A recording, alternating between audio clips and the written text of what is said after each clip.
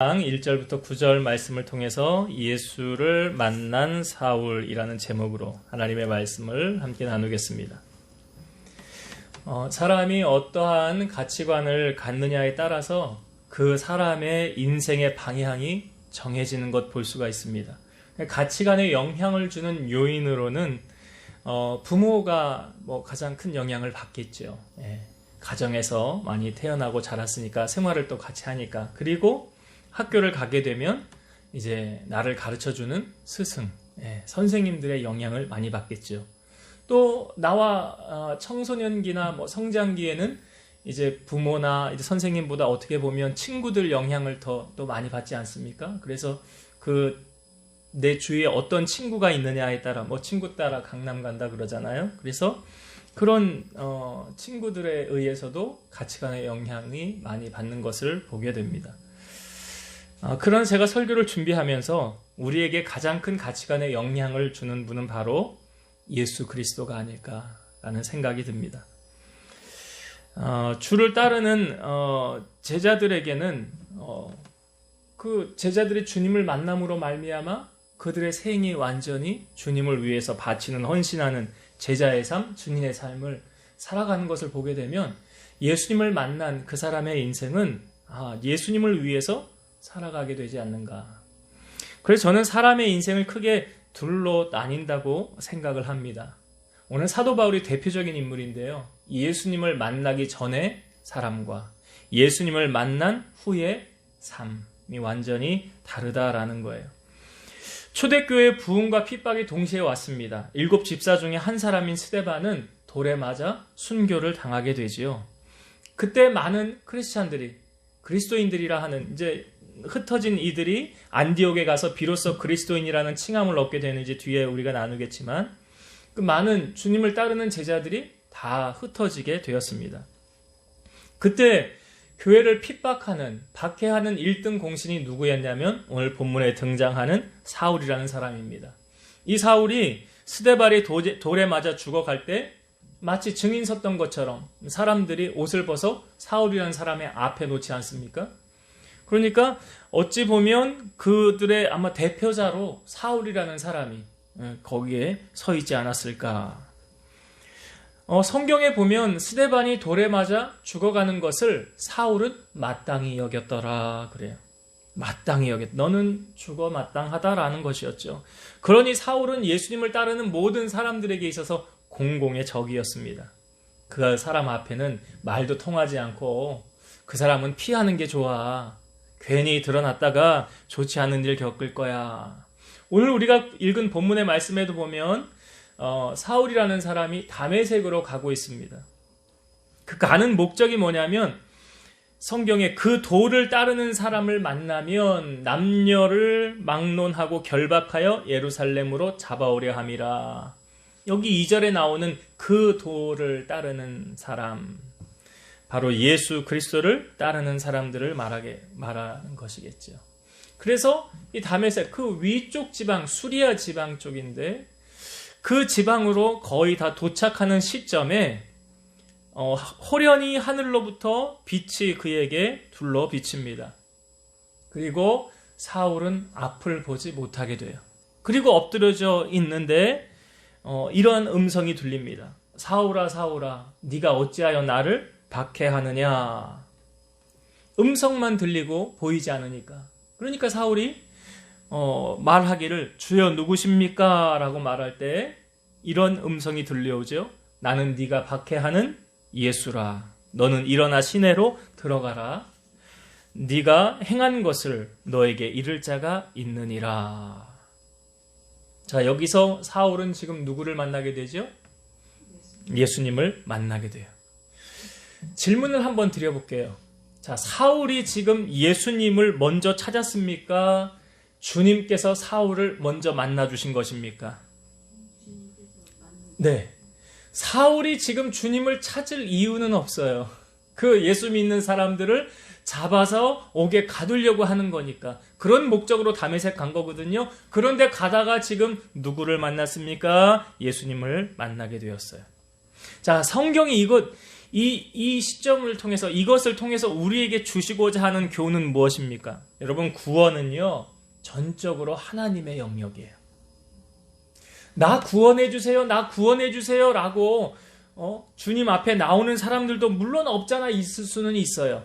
그러나 먼저는 무엇입니까? 하나님께서 우리를 불러주지 아니하시면 우리는 주님 앞에 나올 수 없다는 사실이에요. 그러니까 사울이 지금 주님을 택한 것이 아니라 주님께서 사울을 택한 거예요.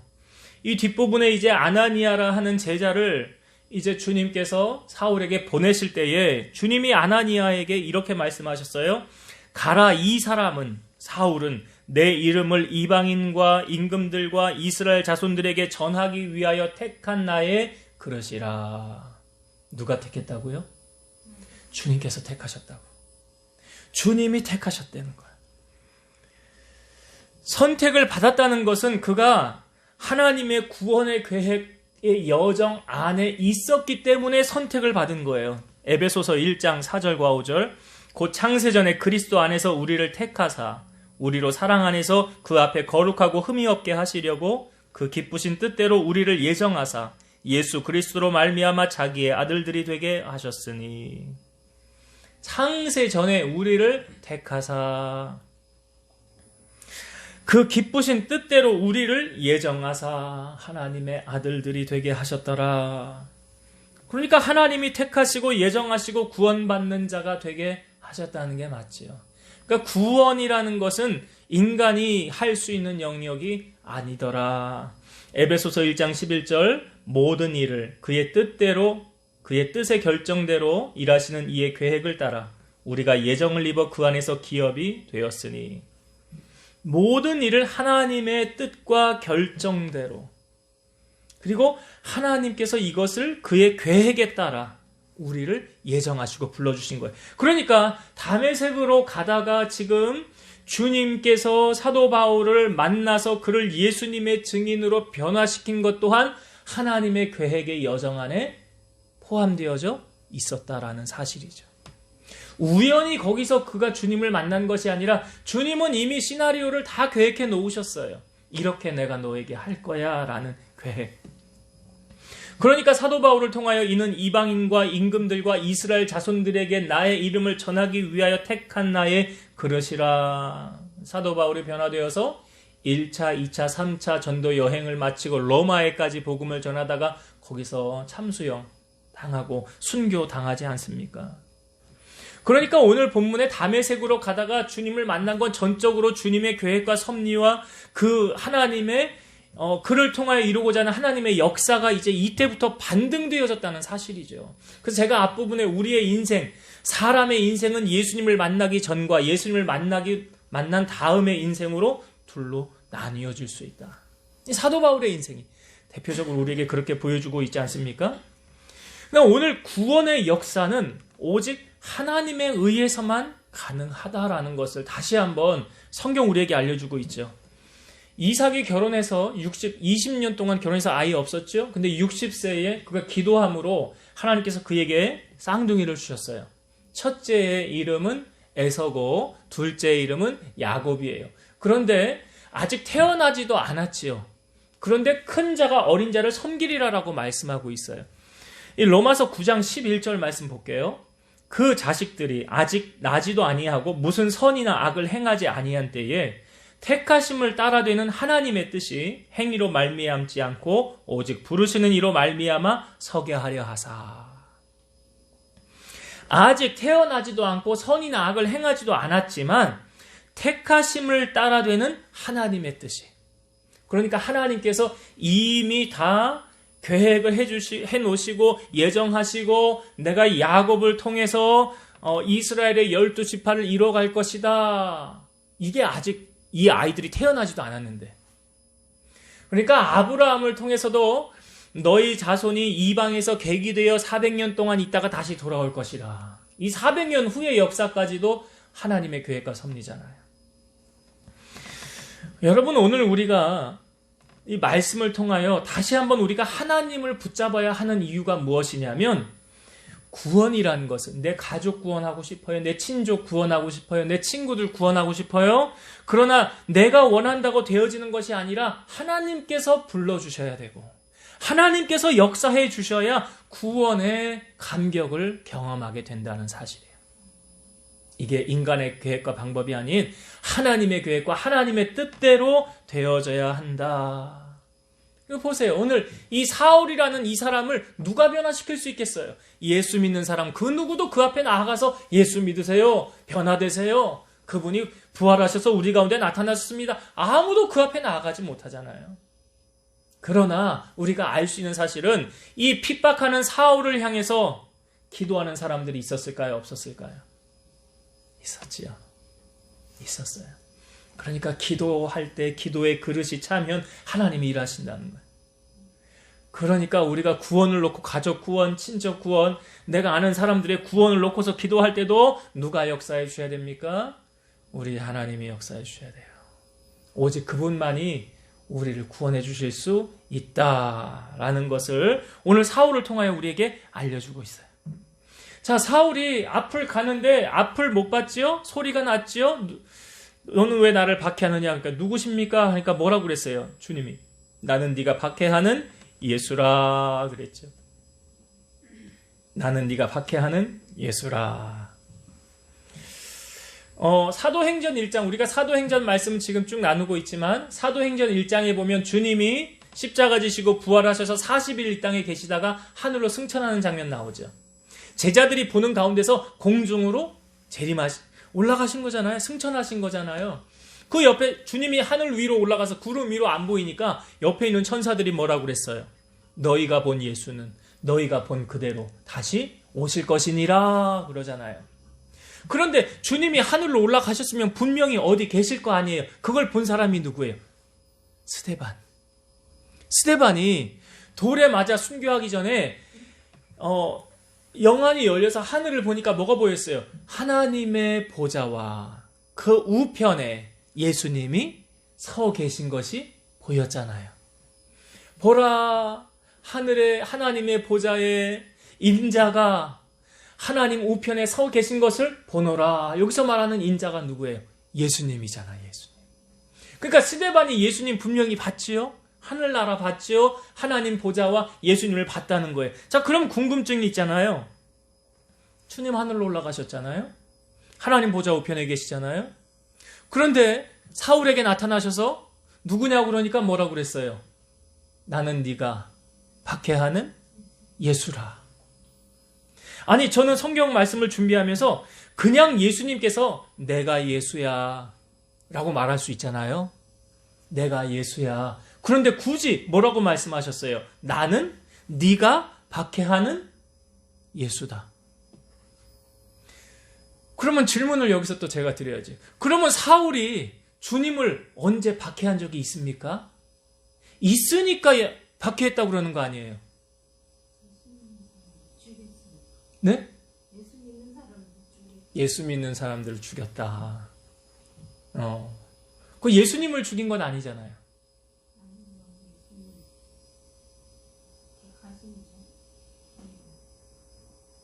예수님이 택한 사람을 죽였으니까, 네. 비슷하게 가고 있어요. 네. 이게 성경에 답이 있어. 성경에. 예수님께서 제자들을 파송하시면서 이렇게 말씀하셨어요. 마태복음 10장 40절에 잘 들어보세요. 너희를 영접하는 자는 나를 영접하는 것이요. 나를 영접하는 자는 나를 보내신 이를 영접하는 것이니라. 예수님이 제자들을 보내면서 너희들을 영접하는 자는 누구를 영접하는 거래요? 예수님. 그러면 제자들을 보내면서 너희들을 핍박하는 자는 누구를 핍박하는 거예요? 그래요. 그게 그렇게 연결되지요? 그러면 여기 사울이 지금 예수 믿는 사도들 7집사, 특별히 여기 평신도라는 개념보다는 주의 일을 하는 사역자들을 지금 말하는 거거든요. 그러니까 예수 믿는 사람들도 물론 마찬가지지만 특별히 주님의 일을 감당하는 하나님의 사역을 하는 사람들, 뭐 7 집사 중에 한 사람도 평신도들이지만 평신도 중에서 하나님의 사역했던 사람이잖아요. 그리고 여기 우리가 알지만 초대교회가 이렇게 탄생하게 된 배경이 120명이 모여서 기도해서 성령 받아서 교회가 탄생된 거 아닙니까? 그러니까 거기 있는 모든 사람들은 평신도라는 개념보다는 하나님의 일을 하는 사역자들. 뭐 주님 사역하실 때 12제자도 있었지만 70제자들도 있고 그랬잖아요. 여러 제자들이. 그러니까 주님의 사역자들을 이렇게 핍박하는 것은 누구를 핍박하는 거다? 예수님 핍박하는 거예요. 그러니까 우리가 왜 간혹 난 예수님 식사 대접을 좀 해드리고 싶은데 예수님이 지금 안 계시잖아. 그러니까 나 예수님 식사 대접 해드리고 싶은데 나 못하잖아. 이 사람은 잘못 알고 있는 거지. 그래, 맞아요. 그렇게 하면 주님께 하는 거예요. 그게 그렇게 하면 주님께 하는 거예요. 그러니까 내가 주님께 무엇을 하고 싶은데 내 마음 열정으로 사랑으로 그렇게 하고 싶은데 못하니까 대신 누구에게 하는 거예요? 사자 목사님들에게 하는 거예요. 그러니까 이게 이런 원리하고도 연결이 돼요. 하나님을 사랑하면 사랑할수록, 우리 주님을 사랑하면 사랑할수록 목사님을 향한 사랑이 어떨까요? 예, 커요. 그냥 하나님하고 나하고 그냥 대면해. 그냥 대면 그냥 그런 사이라고 한다면 교회 와서 목사님을 봤을 때도 그냥 대면 하는 거예요. 이게 그렇게 사랑으로 연결이 되어지는 거예요. 그러니까 여기 보세요. 주님께서 나는 네가 박해하는 예수라. 우리가 알아야 되는 게 예수님은 하늘로 가셨는데 하나님 보좌 우편에 계시는데 언제 사울이 주님을 박해한 적이 있는가?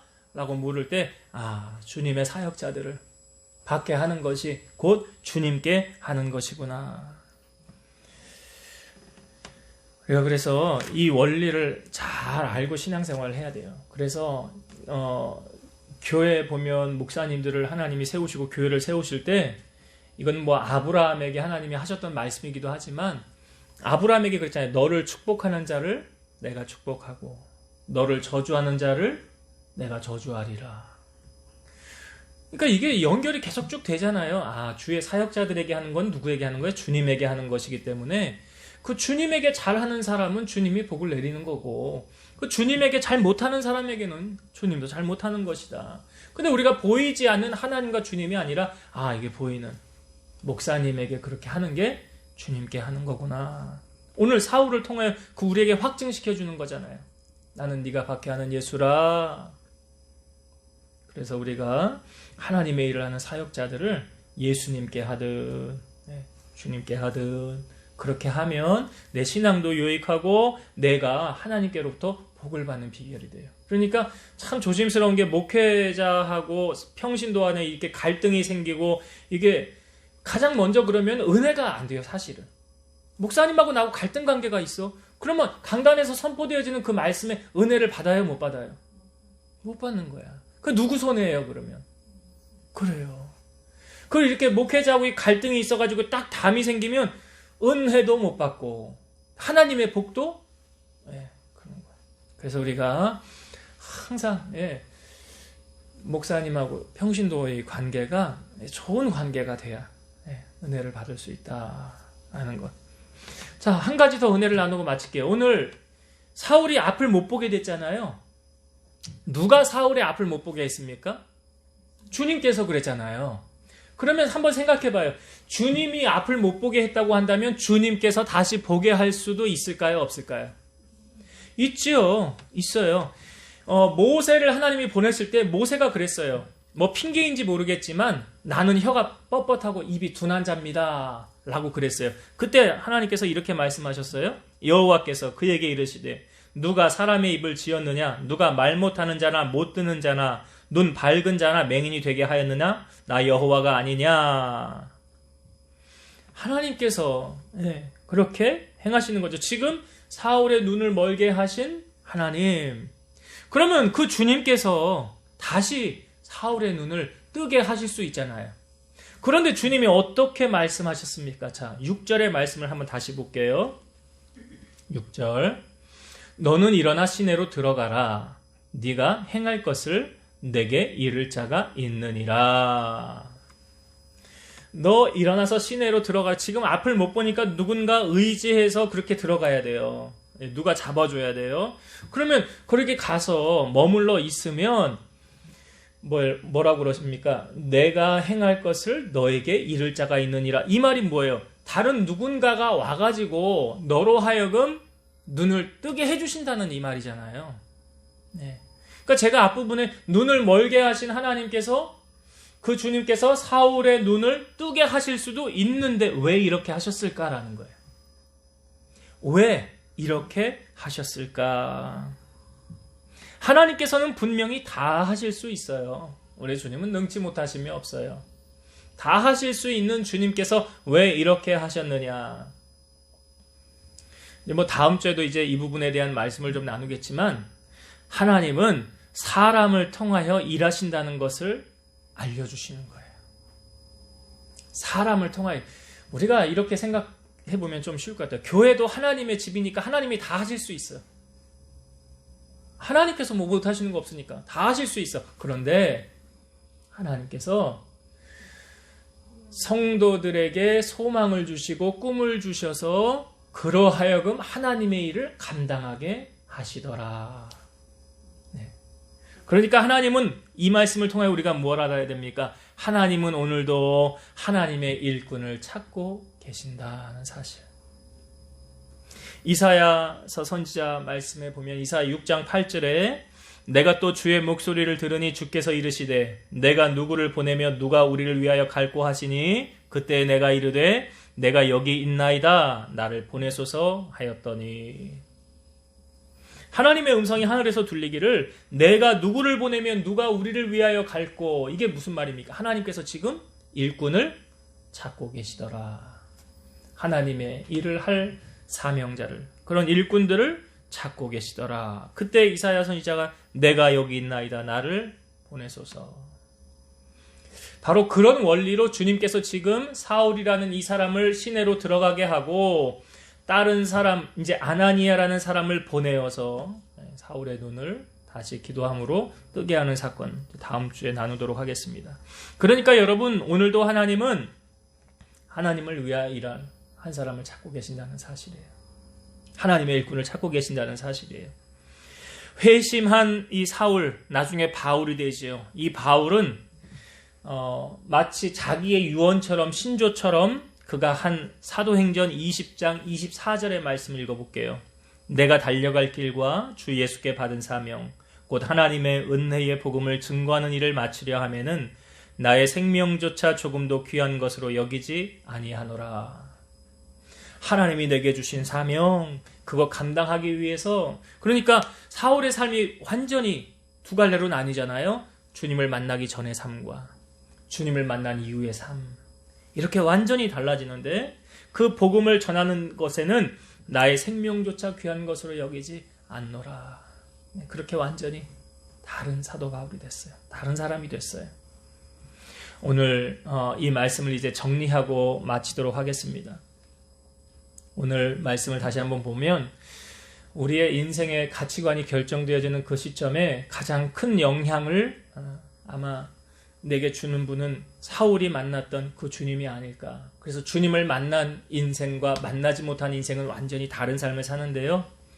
사울이 주님 만나기 전에는 예수 믿는 사람들을 가두고 핍박하고 죽이고 그랬으나 그가 주님을 만난 이후부터는 완전히 다른 사람으로 새 사람이 되어서 그가 살아가는 것을 성경 우리에게 보여주고 있습니다. 그래서 오늘 말씀에 사울이 다메섹으로 가는 도중에 주님이 만나서 그를 회심하게 한 사건은 사울의 인생에 있어서 하나님의 계획과 섭리였다라는 것.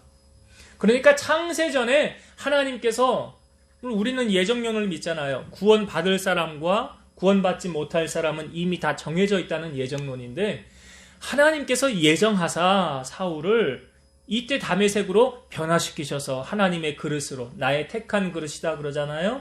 그렇게 그릇으로 쓰시려는 하나님의 계획이 거기 있었다라는 것은 전적으로 구원이라는 영역은 사람이 하는 것이 아니라 하나님만이 하실 수 있는 영역이다. 그래서 우리가 영혼의 구원을 위해서는 누구에게 간구해야 됩니까? 하나님께 간구해야 되죠. 하나님만이 하실 수 있는 거예요. 사람으로는 할 수 없으나 하나님으로는 다 하실 수 있느니라. 그러니까 우리 주변에 죽어가는 영혼들을 바라보면서 오늘 사울도 변화시키신 그 하나님께서 못하실 것이 뭐가 있겠습니까? 못하실 게 뭐가 있겠어요? 단지 우리가 하나님 앞에 아직 기도하지 못했다고 한다면 기도함을 통해서 구원의 역사를 맛보는 여러분 되시기를 주의 이름으로 축원드립니다. 두 번째로 나누었던 것은 이제 주님이 사울이 물었잖아요. 누구십니까? 그러니까 나는 네가 박해하는 예수라 그랬잖아요. 나는 예수라라는 표현이 아니라 나는 네가 박해하는 예수라. 사울이 언제 주님을 박해하였습니까? 라는 질문에 주님의 사역자들을 박해하는 것이 곧 주님을 박해하는 것이더라. 주님의 사역자들을 공개하며 섬기는 것이 곧 주님을 섬기는 것이더라. 라는 것을 우리에게 알려주셨어요. 그래서 여러분 우리가 하나님 앞에 복을 받을 일을 하면 하나님 반드시 그 복 받는 거, 그 심은 거에 대한 갚아주세요. 그러나 우리가 화를 받을 일을 하면 하나님은 그 화를 받는, 그래서 아브라함에게도 하셨던 말씀이 너를 축복하는 자를 내가 축복하고 너를 저주한 자를 내가 저주하리라. 우리가 분명히 하셔야 돼요. 하나님은 복도 주시지만 화도 주시는데 이왕이면 우리가 신앙생활하면서 무엇을 받아야 됩니까? 복을 받아야지. 그래서 교회를 잘 섬기고 목회자를 잘 섬기면 하나님 반드시 그에 대한 상급으로 갚아주신다. 그리고 마지막으로 사울의 눈을 멀게 하신 주님께서 그 눈을 다시 뜨게 하실 수도 있었는데 어떠한 방법을 하셨습니까? 다른 누군가가 와서 너로 하여금 눈을 뜨게 할 것이다. 어찌 보면 사울에게 있어서 확증시켜주는 사건, 증인을 이제 이렇게 보내시는 거죠. 하나님께서, 주님께서 그렇게 하시는 건데 바로 이 말씀을 통해서 주님은 지금도 일꾼을 찾고 계신다. 하나님의 일을 한 하나님의 일꾼들. 그래서 이사야 선지자가 주여 내가 여기 있나이다 나를 보내소서. 여러분 기도하면서 하나님께서 내게 사명을 주시고 감동을 주신 거라고 한다면 그 하나님이 말씀에 주신 감동에 내가 순종하면 하나님 더 큰 상급으로 반드시 갚아주시고, 그게 사람의 음성이 아니라 하나님이 내게 주신 감동은 정확한 거예요. 그래서 순종할 때 하나님의 감동으로 우리가 순종할 때 하나님 이렇게 좋은 것 갚아주시고, 또한 하나님의 사람들을 통해서 하나님이 일을 이루어 가신다는 것을 우리에게 다시 한번 알려주고 있습니다.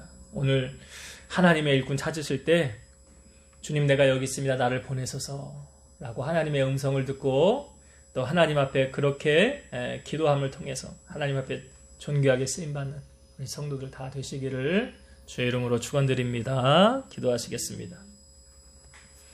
살아서 역사하시는 아버지 하나님 감사합니다.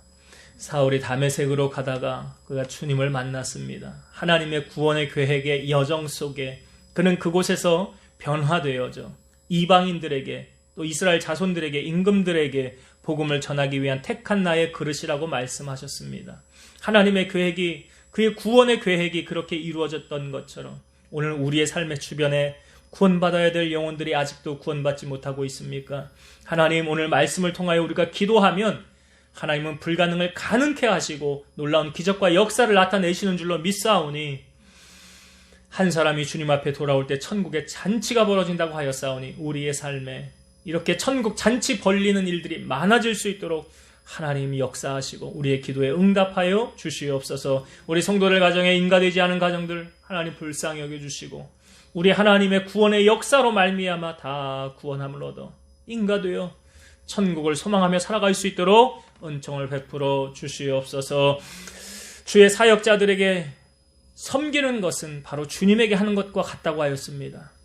사울이 알지 못하고 사역자들을 핍박하였습니다. 그것은 곧 주님께 한 것이라고 하였사오니 오늘 우리가 하나님 앞에 복을 누리고 살아가는 비결이 바로 주의 종을 잘 섬기고 또 헌신하고 또 몸된 교회를 잘 섬기면 우리 하나님은 반드시 그에 대한 상급을 우리에게 허락해 주시는 줄로 믿사오니 우리 성도들이 이렇게 하나님의 복을 누리고 살아갈 수 있도록 은총을 더하여 주시고 주님이 찾으시는 일꾼 그 한 사람 바로 내가 됨을 통해서 아버지 앞에 존귀한 자로 쓰임받으며 하나님의 영광을 높이는 주인공들이 다 되게 하여 주옵소서. 예수님 이름으로 감사하며 기도드리옵나이다. 아멘.